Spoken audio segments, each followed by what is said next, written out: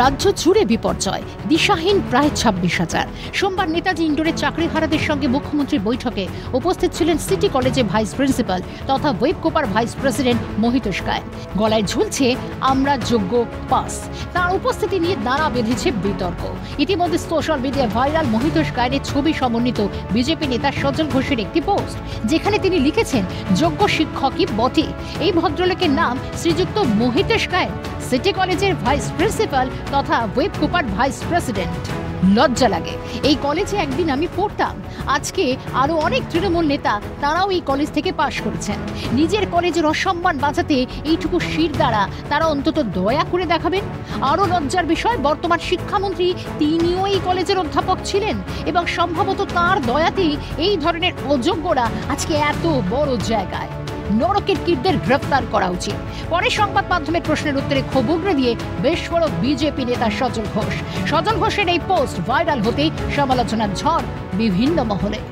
ওই একটা লকেট ঝুলিয়ে রেখেছেন আমরা যোগ্য, আমরা বলে ওখানে বসে ইন্ডোর স্টেডিয়ামে বসে আছে। চচ্চুরিতে অংশ নিয়েছেন। চচ্চুরিটা কি? ওনার তো চাকরি যায়নি, উনি স্কুল শিক্ষক। এই সমস্ত ননসেন্সদের না ও স্যার বলতে খুব লজ্জা করে। আমি কোন কোন স্যারদের কাছে এখানে পড়েছি। উনি তো জানতাম অধ্যাপক, তিনি চাকরিহারাদের দলে গিয়ে হঠাৎ করে চাকরি হারালেন। মানে উনি চাকরি তার চলে গেছেন কলেজ প্রফেসর হিসেবে হাই স্কুলের টিচারদের সাথে সুপ্রিম কোর্টের নির্দেশে। সেটা শুনে কিন্তু আমি প্রচন্ড আতঙ্কিত এবং মানে আমি অবাক। তবে অভিযোগ করিয়ে সিটি কলেজে ভাইস প্রিন্সিপাল তথা ওয়েবকোপার ভাইস প্রেসিডেন্ট মহিতোষ গায়েনের সাফাই, তাঁরা যে যোগ্যদের পাশে রয়েছেন বৈঠকে সেটাই দেখানো হয়েছে।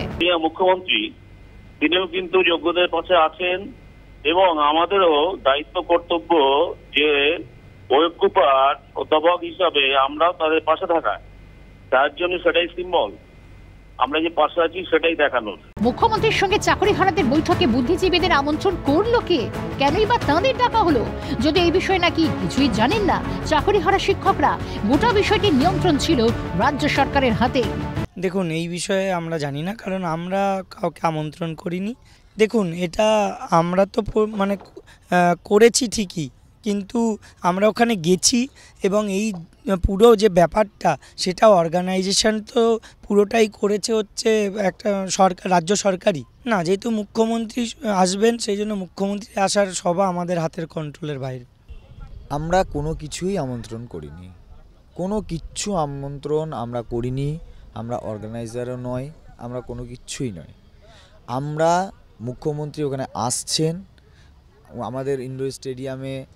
আমরা যে উনি যে বক্তব্য রাখবেন, মানে উনি রাখবেন না, আমাদের কন্ডিশন ছিল আমরাও বলবো, আমাদের বক্তব্য বলবো।